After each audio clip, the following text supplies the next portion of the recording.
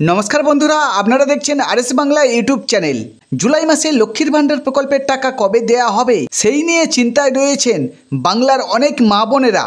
এবার সেই অপেক্ষার অবসান এবং নতুন যারা লক্ষ্মীর ভাণ্ডার প্রকল্পে আবেদন করেছেন তাদের জন্য রয়েছে সুখবর। এই জুলাই মাসে লক্ষ্মীর ভাণ্ডার প্রকল্পের টাকা জেলা ভিত্তিক দেয়া শুরু হবে।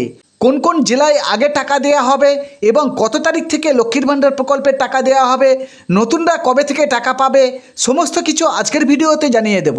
তাই ভিডিওটি একটু স্কিপ না করে প্রথম থেকে শেষ পর্যন্ত দেখতে থাকুন।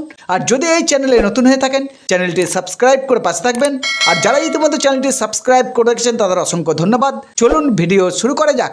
2021 সালে মুখ্যমন্ত্রী মমতা বন্দ্যোপাধ্যায় চালু করেন লক্ষ্মীর ভাণ্ডার প্রকল্প। এই প্রকল্পের মূল উদ্দেশ্য হলো পিছিয়ে পড়া মহিলাদের আর্থিকভাবে স্বাবলম্বী করা। পশ্চিমবঙ্গ সরকারের বিভিন্ন প্রকল্পগুলির মধ্যে শীর্ষে রয়েছে এই লক্ষ্মীর ভাণ্ডার প্রকল্প। এই প্রকল্পে 2,21 লক্ষ মহিলারা টাকা পাচ্ছে। 25 থেকে 60 সকল মহিলারাই এই প্রকল্পে আবেদন করতে পারবেন। বর্তমানে সাধারণ শ্রেণীর মহিলাদের প্রতি মাসে 1000 টাকা ও তপশিলি জাতি উপজাতির মহিলাদের প্রতি মাসে 1200 টাকা। তবে এই জুলাই মাসে লক্ষ্মীর ভাণ্ডার প্রকল্পের টাকা কবে দেয়া শুরু হবে সেই নিয়ে চিন্তায় রয়েছেন বাংলার অনেক মা বোনেরা। কারণ এমনও অনেক পরিবার আছে যারা এই প্রকল্পের টাকা নিয়ে সংসার চালান। লক্ষ্মীর ভাণ্ডার প্রকল্পের টাকা ছাড়ার প্রসেসিং শুরু হয়ে গেছে। 4 তারিখ থেকে 10 তারিখের মধ্যে লক্ষ্মীর ভাণ্ডার প্রকল্পের টাকা সমস্ত মা বোনেদের ব্যাংক অ্যাকাউন্টে ঢুকে যাবে।